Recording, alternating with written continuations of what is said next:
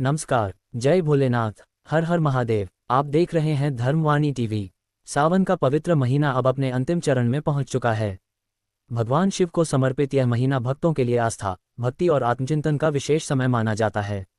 मान्यता है कि सावन के दिनों में भगवान शिव की पूजा, जलाभिषेक, मंत्र जाप और जरूरतमंदों की सेवा करने से मन को शांति मिलती है और भक्त भगवान शिव के प्रति अपनी श्रद्धा व्यक्त करता है। लेकिन सवाल यह है कि सावन के अंतिम दिनों में हमें कौन कौन से काम जरूर करने चाहिए। क्या केवल मंदिर जाकर पूजा करना ही पर्याप्त है, या फिर कुछ ऐसे छोटे छोटे काम भी हैं जिन्हें सावन के अंतिम चरण में करके हम अपनी भक्ति को और सार्थक बना सकते हैं।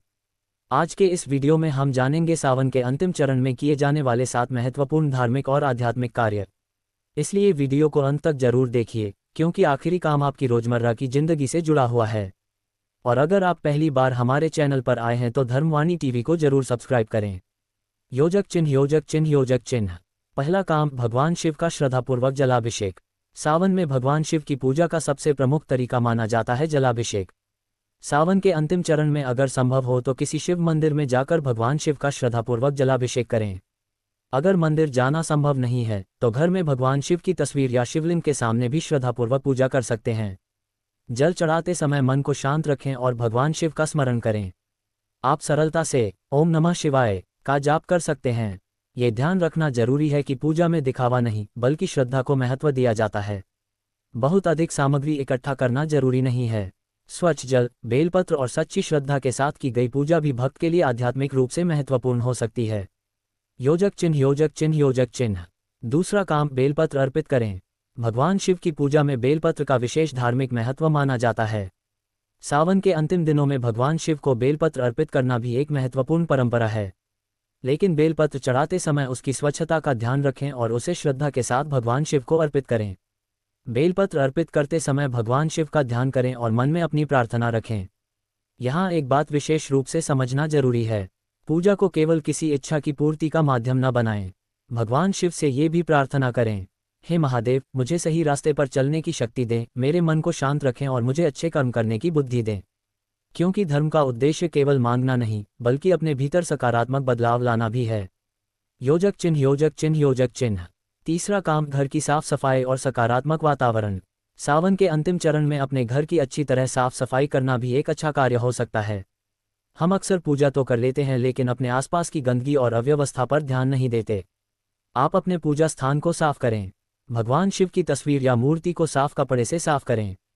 पूजा की पुरानी और खराब सामग्री को सम्मानपूर्वक उचित तरीके से हटाएं। घर में शांत और सकारात्मक वातावरण बनाने का प्रयास करें। धार्मिक परंपराओं में स्वच्छता को हमेशा महत्वपूर्ण माना गया है।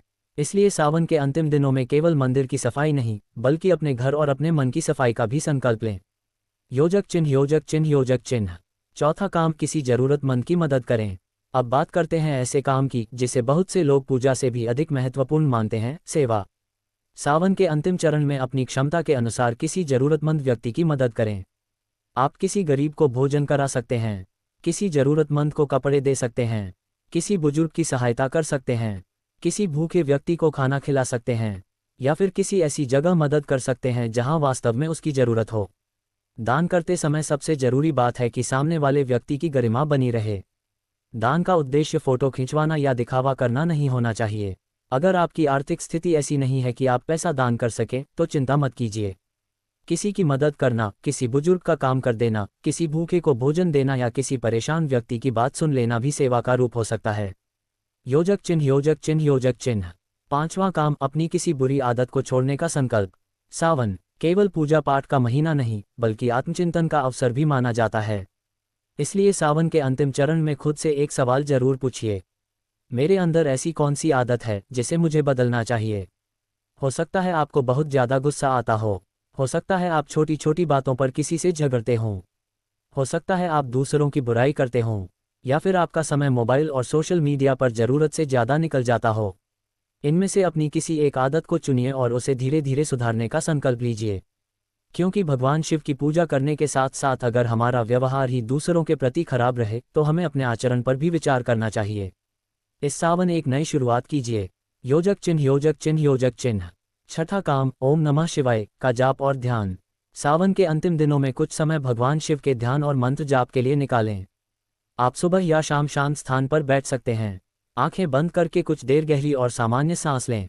फिर मन को शांत करते हुए ओम नमः शिवाय का जाप करें। जाप कितनी बार करना है, इसका कोई दिखावटी दबाव अपने ऊपर न रखें।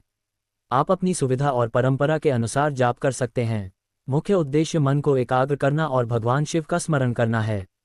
अगर आपका मन परेशान रहता है तो रोज कुछ मिनट शांत बैठना भी आपके लिए उपयोगी हो सकता है।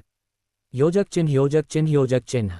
7वां और सबसे महत्वपूर्ण काम, अपने कर्मों की समीक्षा करें। अब आते हैं सबसे महत्वपूर्ण बात पर। सावन समाप्त होने से पहले कुछ समय अकेले बैठकर अपने पिछले कुछ महीनों के बारे में सोचिए। मैंने किन लोगों को दुख पहुंचाया?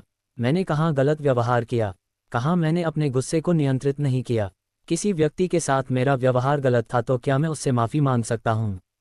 और सबसे ज़रूरी, क्या मैं आने वाले दिनों में खुद को थोड़ा बेहतर इंसान बना सकता हूँ? अगर किसी से गलती हुई है और माफ़ी मांगना उचित है तो अहंकार छोड़कर माफ़ी मांगिए। अगर किसी से आपका विवाद है तो संभव हो तो बातचीत करके समस्या को सुलझाने की कोशिश कीजिए। क्योंकि पूजा केवल मंदिर में होने वाली क्रिया नहीं है। हमारा व्यवहार, हमारे कर्म और दूसरों के प्रति हमारा रवैया भी हमारे जीवन का महत्वपूर्ण हिस्सा है। योजक चिन्ह योजक चिन्ह योजक चिन्ह। सावन के अंतिम चरण में किन बातों से बचें? अब कुछ ऐसी बातें भी जान लेते हैं जिनसे बचना चाहिए।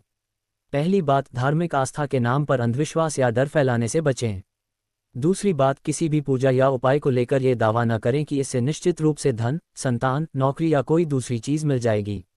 तीसरी बात, दूसरों की धार्मिक मान्यताओं का मजाक न उड़ाएं। चौथी बात, दान या पूजा को दिखावे का माध्यम न बनाएं। और पांचवी बात, भगवान की पूजा के साथ अपने कर्मों को भी बेहतर बनाने की कोशिश करें। योजक चिन्ह योजक चिन्ह योजक चिन्ह। एक छोटी सी प्रार्थना। अब वीडियो के अंत में आप चाहें तो कुछ क्षण भगवान शिव का ध्यान कर सकते हैं। मन शांत रखिए और भगवान शिव से प्रार्थना कीजिए। हे महादेव, मेरे मन से नकारात्मकता दूर करने की शक्ति दें। मुझे सही और गलत में अंतर समझने की बुद्धि दें। मेरे परिवार में प्रेम और शांति बनाए रखें। मुझे मेहनत करने की शक्ति दें और मेरे जीवन में ऐसे कर्म करने की प्रेरणा दें जिससे मेरे साथ साथ दूसरों का भी भला हो। हर हर महादेव। योजक चिन्ह योजक चिन्ह योजक चिन्ह। आउट्रो, अंतिम 1 मिनट। तो दोस्तों, सावन का अंतिम चरण हमें यही संदेश देता है कि भगवान शिव की भक्ति केवल पूजा की थाली तक सीमित नहीं होनी चाहिए। जलाभिषेक करें, बेलपत्र अर्पित करें, स्वच्छता रखें, जरूरतमंद की सहायता करें, मंत्र जाप और ध्यान करें, अपनी बुरी आदतों को सुधारने का प्रयास करें और सबसे महत्वपूर्ण, अपने कर्मों की समीक्षा करें। अगर आपको यह वीडियो पसंद आया हो तो वीडियो को लाइक जरूर करें और धर्मवाणी टीवी को सब्सक्राइब करके बेल आइकन दबाना बिल्कुल न भूलें। कमेंट में श्रद्धा से लिखिए, हर हर महादेव। Trident sign. भगवान भोलेनाथ आप सभी के जीवन में सुख, शांति और सद्बुद्धि प्रदान करें। मिलते हैं अगले वीडियो में। तब तक के लिए हर हर महादेव।